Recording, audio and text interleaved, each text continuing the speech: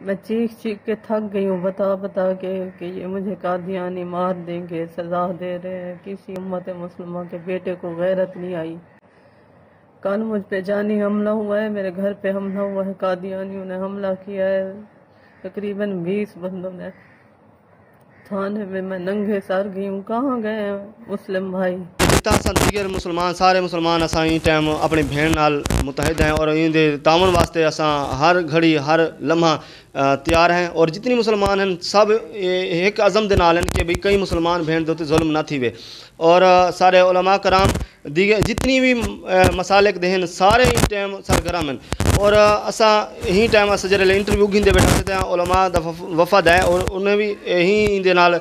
بھین نال اظہار یکجہتی کرن کیتے ہیں۔ ਤਾਂ حضرت تساں اتھا کے رائے وے اور کس قسم دا تساں ماحول ڈٹھے اے سارے نال اے بھی نال دسے تو کہ تساں کتوں تشریف گھن آئے وے اور تہاڈا اتھا آمد دا مقصد کیا ہے؟ میرا نام قاری محمد ریاض احمد فاروقی ہے۔ جامع مسجد خاتم النبیین بند روڈ عمر فاروق سے میرا تعلق ہے۔ دفاع ختم نبوت کا ایک ادنیٰ سا کارکن ہوں۔ ہمیں ویڈیو کے ذریعے سے اس بہن کے اوپر قادیانیوں کی طرف سے ہونے والے مظالم کا پتہ چلا، تو مسلمان ہونے کے حیثیت سے ہم نے اپنا فرض منصبی سمجھتے ہوئے یہاں تک آئے ہیں، اور اس سلسلے میں ان کے ساتھ مکمل تعاون کریں گے، اور قادیانیت جارحیت کا ہم پوری استقامت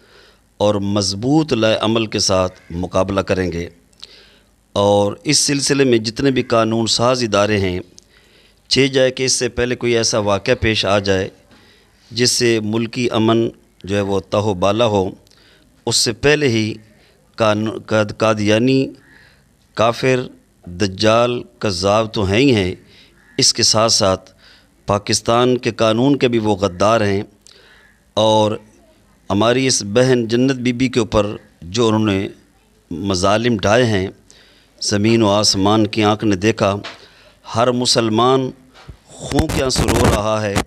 جذبات اور غم کی کیفیت میں ہے، اور ان مسلمانوں کے جذبات کو ان جذبات کو صبر میں لانا ہمارے بس کی بات نہیں، تو ہم حکومت سے پرزور مطالبہ کرتے ہیں کہ ان کے اس گندے کردار پر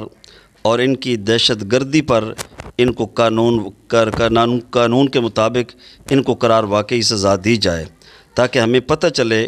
کہ پاکستان کے ادارے جو ہیں وہ تحفظ ختم نبوت کے ساتھ کتنی حساس ہیں، اور ایک مسلمان بہن کی عزت اور آبرو اور اس سے پہلے ایمان کے وہ بھی قدردان ہیں۔